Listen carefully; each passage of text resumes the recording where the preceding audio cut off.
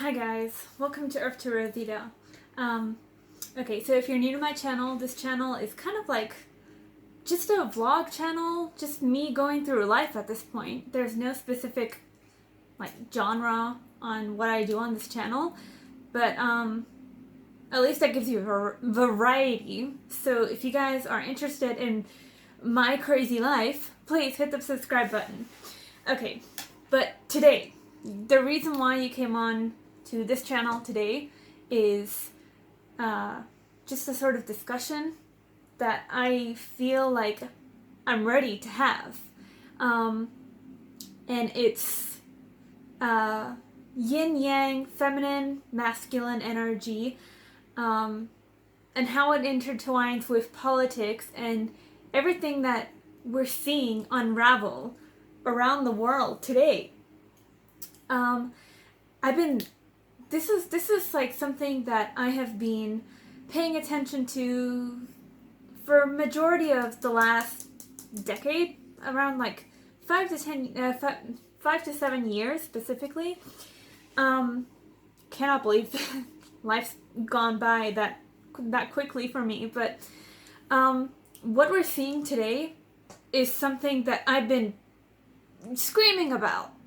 Maybe not at the top of my lungs, but it's something that I've been kind of like really seeing on the rise, and that is the rise of the dark feminine, basically.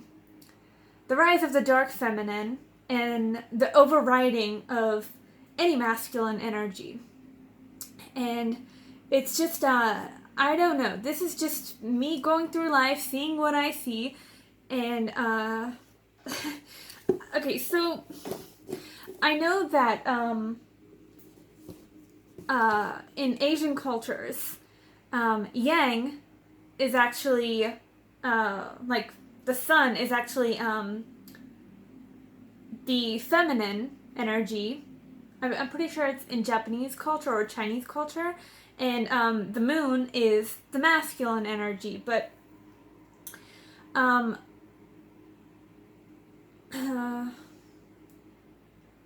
it's just like, but other than like Japanese or Chinese culture, okay, this is the thing, I don't remember where I read this. It was either Japanese mythology or, one of the Asian cultures. It's the opposite of what I commonly knew as yin and yang energy, and the sun and the moon, the symbol of the sun and the moon. Okay, now I'm just rambling, and I'm sorry. This is another thing that you have to put up with me, and that's that I ramble a lot. But okay, so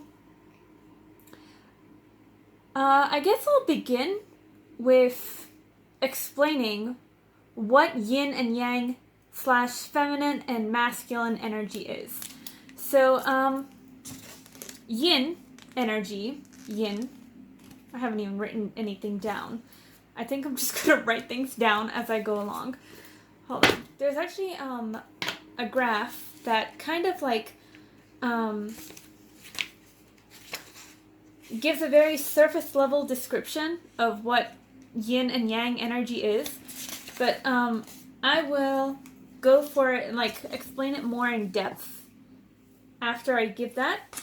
So, yin energy, it is all of the water and earth signs. So those are Taurus, Cancer, Virgo, Scorpio, Capricorn, Pisces, and yang energy is the air and the fire signs. So Leo, Sagittarius, Aries, Gemini, Libra, and Aquarius. So yang energy is the specific, the positive, the left brain, white, morning, and I don't mean white as in like the skin color or something. I mean like white as in like the daytime, that kind of thing. Morning, conscious, heavy, male, and heaven. So yang energy is heavenly, is holy, is something that is ascendant, like it ascends the earthly realms, which is a surprise to, I'm sure, a lot of people, because I'm gonna get to that in a minute. There's been a lot of hatred toward the masculine energy, but I'll get to that in a minute.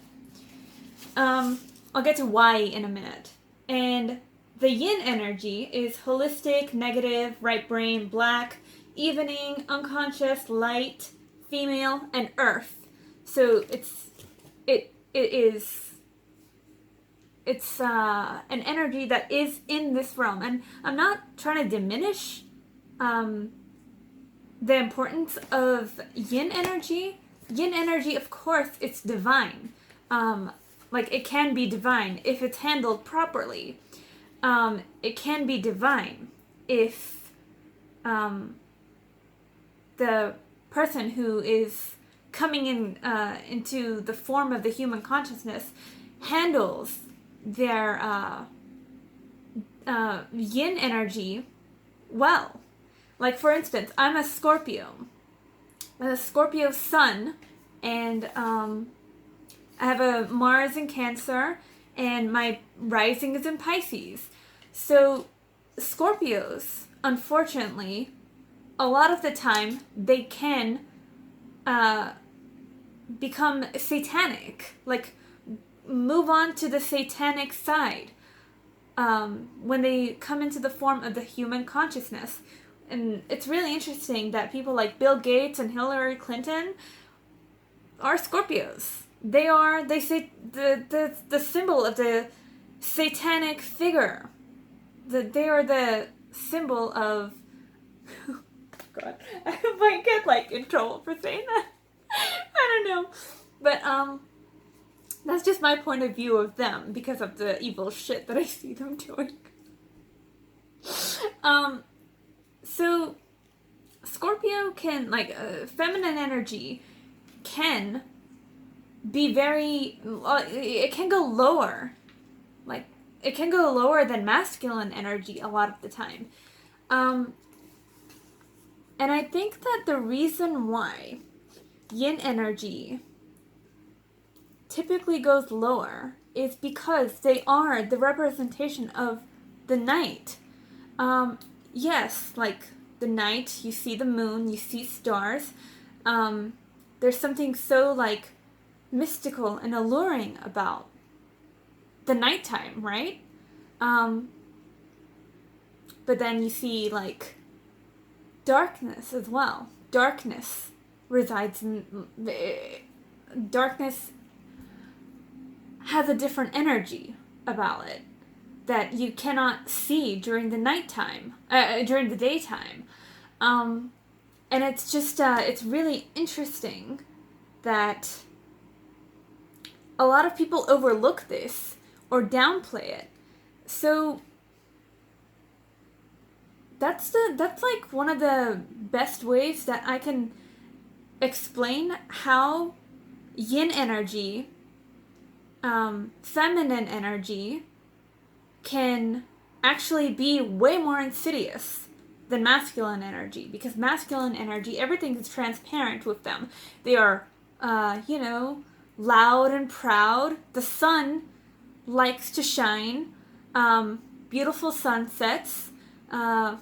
Everything is transparent. You see it as it is. So these expressions that we see on Earth of the sun and the moon and the way that it orbits our planet and blah, blah, blah, blah, blah. They kind of if you just take all those traits and then put it into the context of a human being, it's kind of obvious what you get. So feminine energy reels you in with their beauty, reels you in with their magnetism and their mysticism and their motherly energy. and their earthly talents. Who wouldn't love that, you know? But that is exactly why they can actually go darker. Like, they can actually fuck you over. They can actually, like, people with feminine energy, or concepts with feminine energy, or ideas that have a feminine energy around them, they are more insidious because nobody suspects that they could be the wolf in sheep's clothing kind of deal. So I hope that I explained that right. I think I did a pretty good job. So how does yin energy, what the hell does this got to do with politics, right? Well, I've learned a lot about so I'm just gonna take some of my experiences with like my personal life experiences.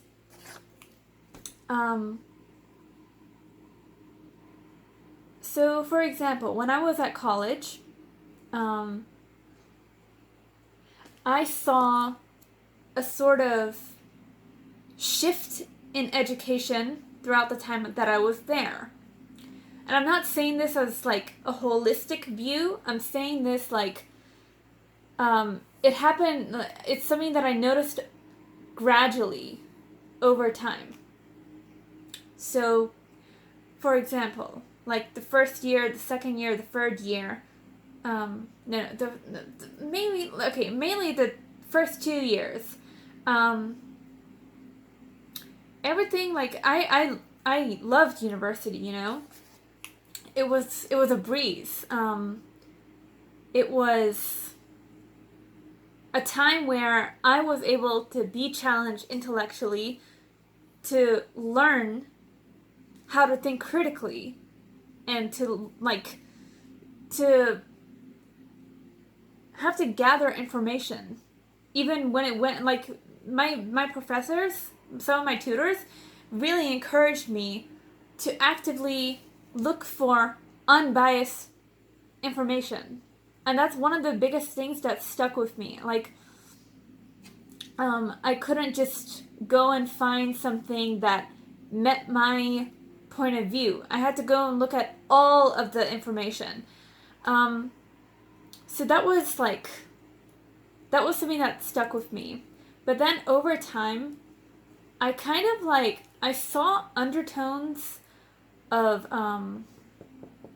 things that just didn't really make sense to me, because of my mother's generation, my friends who I saw that didn't go to university and have had different experience, like direct real life experience. But it almost felt like the university was trying to push some kind of an agenda. And I'll never forget this, but like one time, I was talking to one of my friends, who's no longer a friend of mine anyway, but it was on Facebook, not real life, but basically, she shared a post about a glass ceiling and how women are oppressed by this glass ceiling in Western society. And that just kind of made me frown a little bit, because my family moved to Australia because there's so much opportunity here.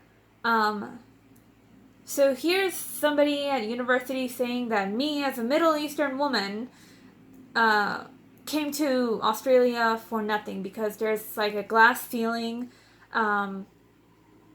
stopping me from being successful, and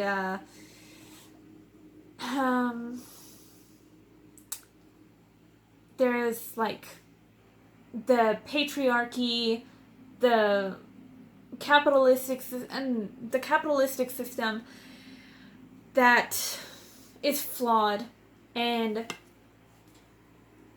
at first, like, I just shrugged it off. But over the last couple of years, specifically the last 2 or 3 years, I've noticed this rhetoric being just like spouted amongst a lot of my friends. And it's always the people who are at university, which I now kind of call indoctrination camps. So, what has this got to do with feminine energy and yin and politics all intertwined? Well, feminine energy tends to manipulate and tends to understand the ways that the spiritual beings that we are can be manipulated through emotional arguments, even though they don't really have any basis in reality. So feminine energy possesses you or encourages you to see something that isn't really there. And it's kind of like gaslighting, you know? It's gaslighting. That's what feminine energy, yin energy, is capable of doing. Well, what the hell does this got to do with politics, right? Okay. Well, hold on. Okay, so here is my extremely, extremely terrible handwriting and my poorly drawn little wheel. So, it says yin/feminine, and then arrow, college and school, indoctrination camps, mainstream media and big tech, and government. So, all of these things are intertwined together. They're intertwined together, and so the thing is, the most scary part about all of these things being intertwined together in politics, like when these things get intertwined, like when education gets intertwined with government or mainstream media, the content or the information that we consume, and then you have to take into account what feminine energy can do. It can manipulate reality because feminine energy is the height of emotion. It's the height of, like, our spirituality. It's the mother. Like, how powerful do you think the mother is? The mother,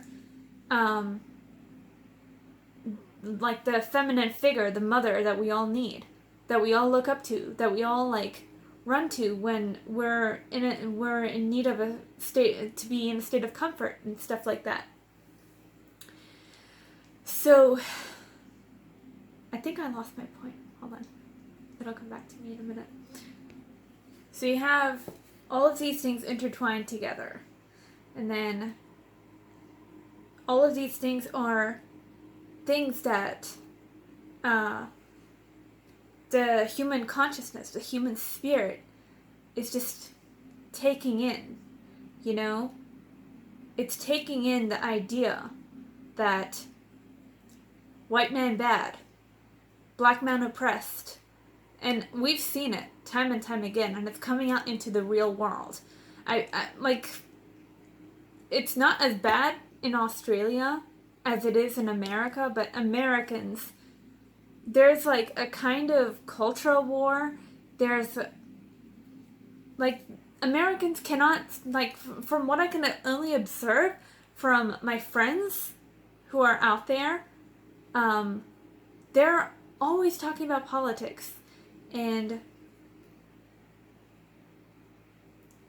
the thing is that with this pandemic, with the scamdemic, it's become a lot more clear now. It's like the divine feminine hates anything masculine. It hates any principle of masculinity. And I don't think people don't understand how, okay, so you know what, hold on, I'll make you understand, I'll help you understand. That's what I'm here for. So what the hell is masculine energy that comes into the consciousness of a human being? Masculine energy is everything that the left wing hates. So the left wing, who does the left wing hate? It hates people like Joe Rogan.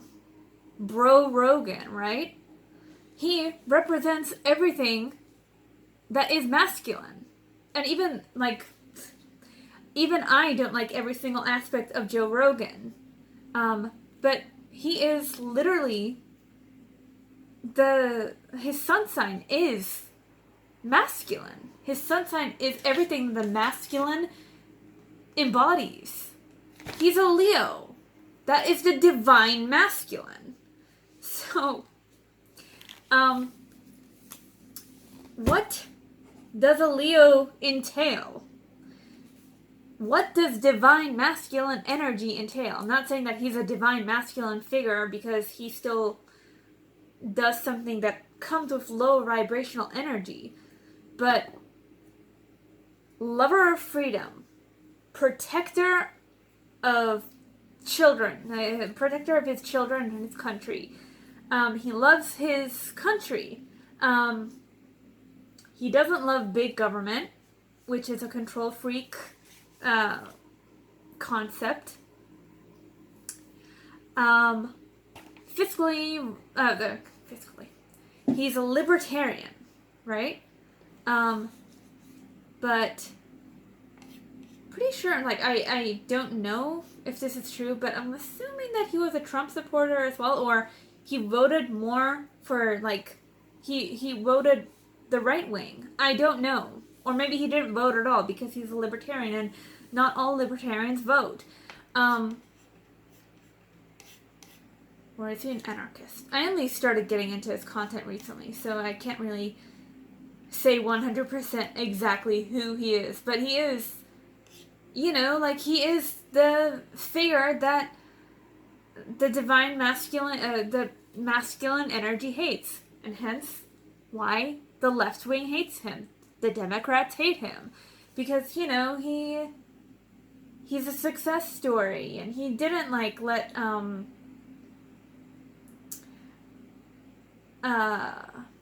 anyone cancel him. He's the divine masculine. He got COVID and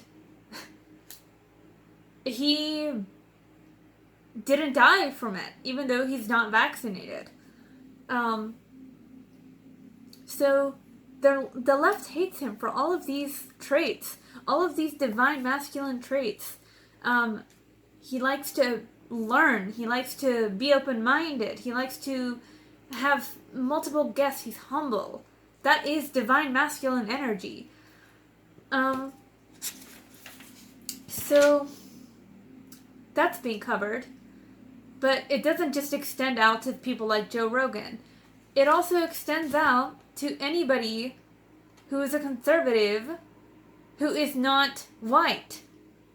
And I've noticed that because I watch non-white conservatives on YouTube. I watch Latino conservatives, black conservatives.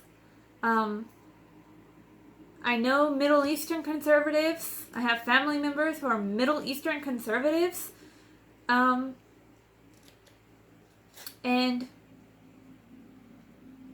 the thing is that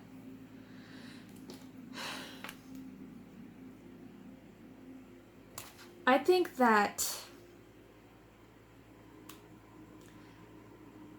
they don't want to, like, it's really hard to explain what they're trying to do, because I'm still trying to figure that out myself. Are they trying to erase women? Or are they trying to erase masculine energy? I can't really comment on something that I don't know yet. It's still unraveling itself, and I'm still like, but there are certain truths that I know 100%. They hate masculine energy because they want to take down, because masculine energy is the only thing that is holding free nations up, is holding the concept of freedom up. It is fighting big government. It is fighting authoritarianism. It is fighting against the very thing that the younger generation and the current generation, Gen Z, to absolutely fucking hate. And the thing is that the saddest part is that the right wing, or masculine energy, as I like to refer it to, Yang, is actually fighting for all of us. So whenever I see I don't know, anybody like on the mainstream news smearing certain politicians, I know that there's something wrong with that. I know instantly that I need to look past the television, past the headline, like he's a right-wing Nazi extremist, and I need to go and dig into what this person is saying, or this woman is saying, because it's not just men. It is commonly men, but, like, for instance, Craig Kelly gets a lot of backlash on the mainstream news.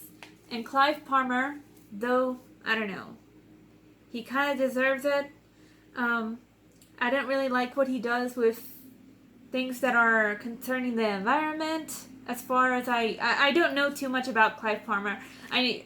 All I know is that he's a bit of a not so good businessman. He has failed businesses, and like, he just he's not very caring of the environment around him. But I've listened to Clive Palmer talk, and I know at least that he loves Australia, and he cares about this country just as much as I do.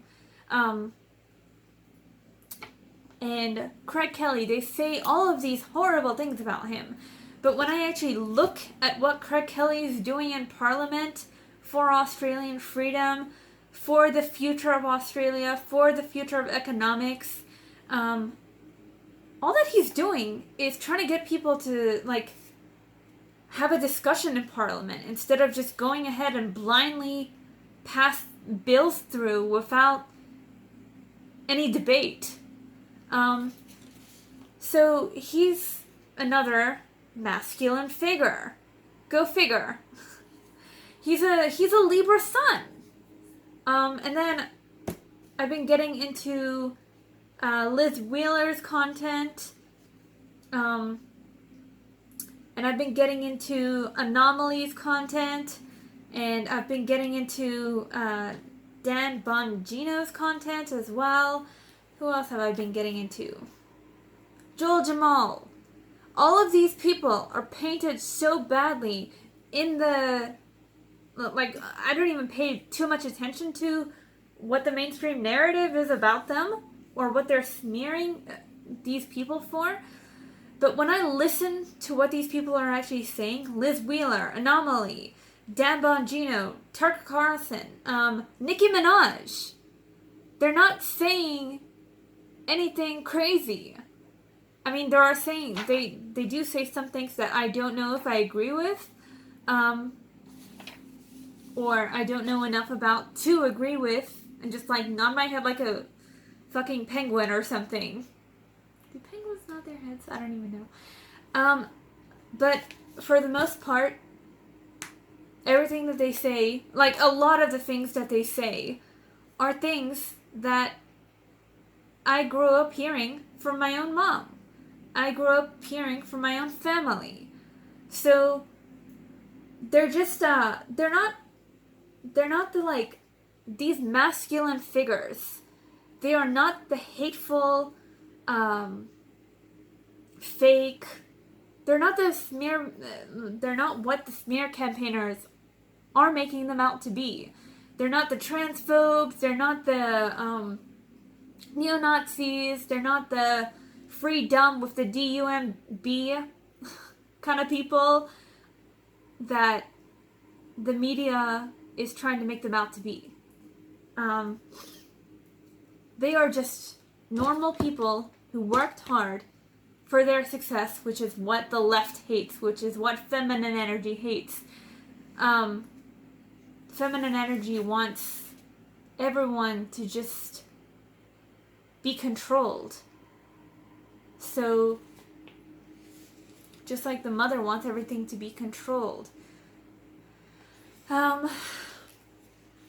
So, it's really interesting that over the last year, this year specifically, I really went down that rabbit hole, and I've been going down that rabbit hole for a while anyways.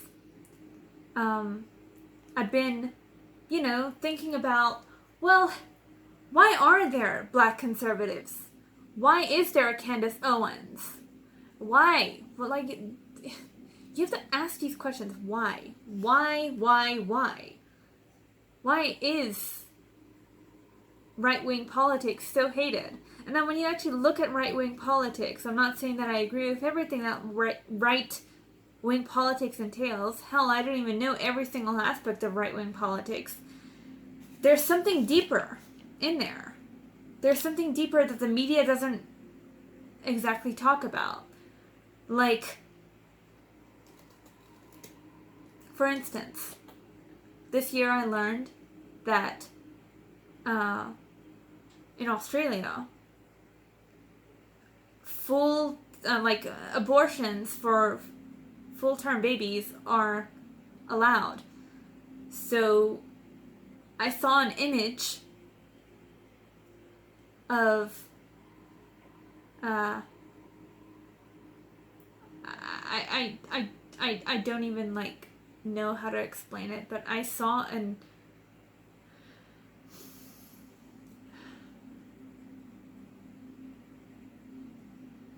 brain freeze.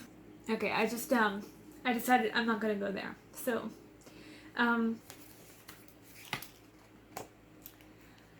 basically, in summation, what I'm trying to get at is that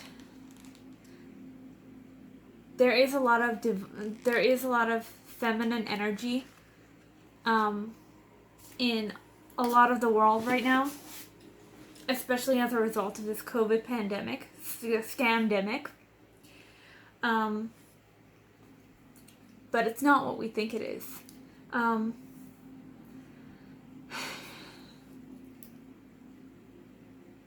Divine feminine energy is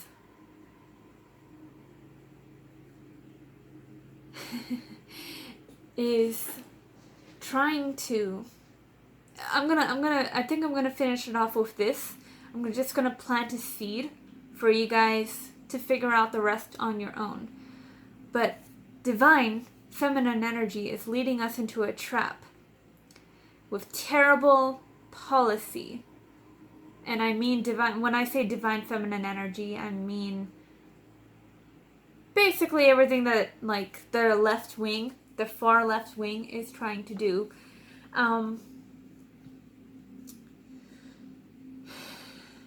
And the right wing, aka yang energy, aka masculine energy, has been trying to warn us for quite some time now. People like JP have been trying to warn us through his comedy. People who have fled from certain countries have been trying to warn us very seriously. Creators like Gothics, Lily Wang.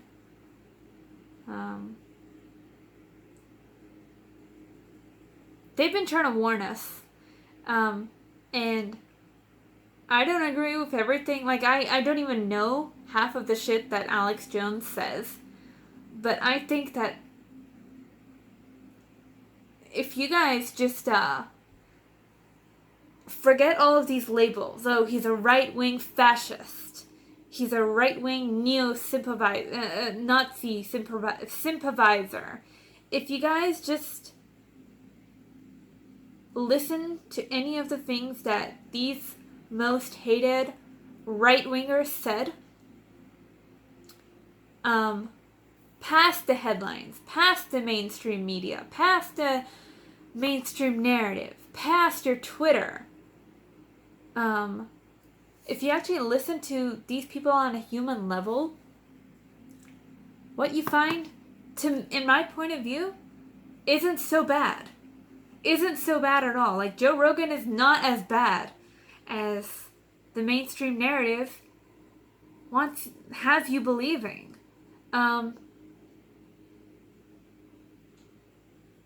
Alex Jones is a weirdo, but he interviews interesting people.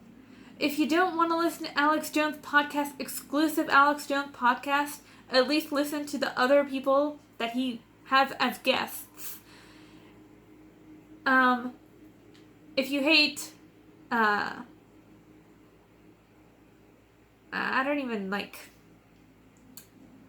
if you hate people like Liz Wheeler because she's a conservative, or they just stuck all, like, these labels are all attached to her, just try to listen to what she's saying. The people who are on the right, or the people who are center right, or the people who are libertarian but are registered as Republican or liberal, they're really not terrible people. You have to be able to, like, this is like the biggest moment, the biggest human trick that we're facing right now. Is the biggest test that we're facing right now is to get past all of these labels, to get past all of this, like, all of these papers being thrown into your face about who this person is and who that person is. The test is, can you get past all of these labels, all of these horrible things that these people are attaching to a certain political party? Can you get past it and just go and listen to what these independent creators are saying? That's the test. That's what I urge you guys to do. Open your minds. Forget the labels. Forget shallow politics. Forget superficial shit. Forget all of that. Connect with people on a human level. Look at people on a human level. Look at people as though they're, like, don't look at people like they're your enemy.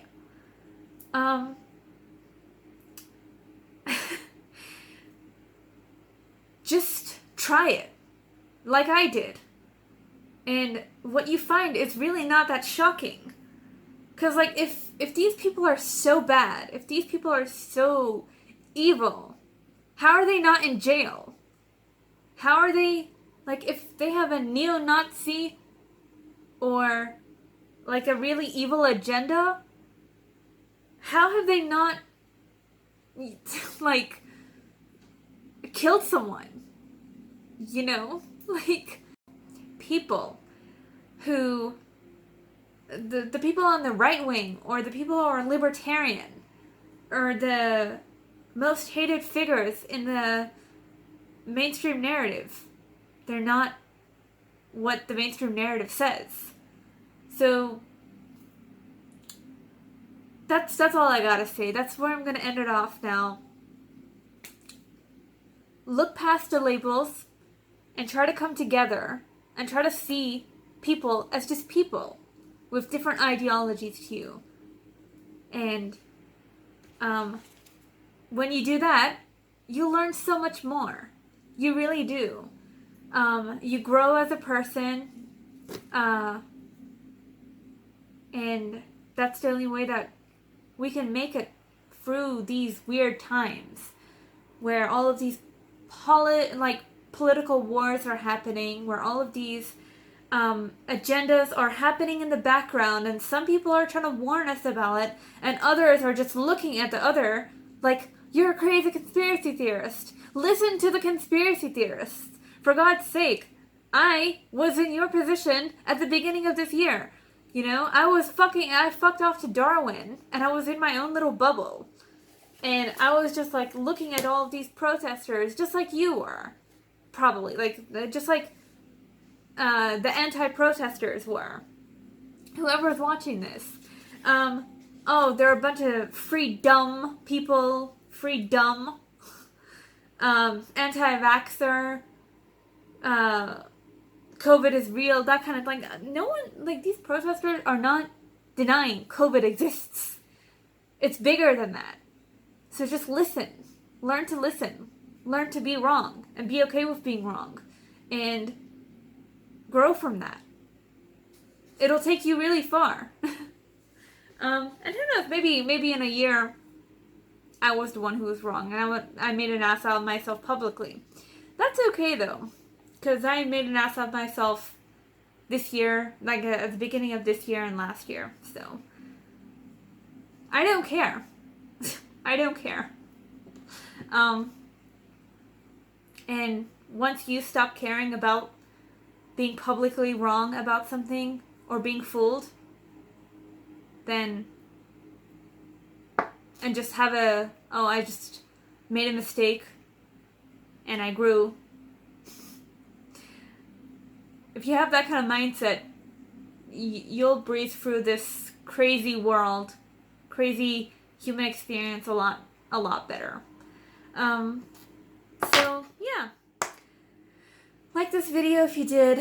Leave me your comments. I've got other videos coming up about some things that are happening in Australian politics. I'm hoping to get some guests on that are very important people. But everyone is just running around trying to figure out what's going on. And we're all in the middle of our own lives. So I don't know if I can get those people on. But I will try. And I really hope that you guys enjoyed this video. And I hope that you guys decide to subscribe. And have a lovely day or night. Bye, guys.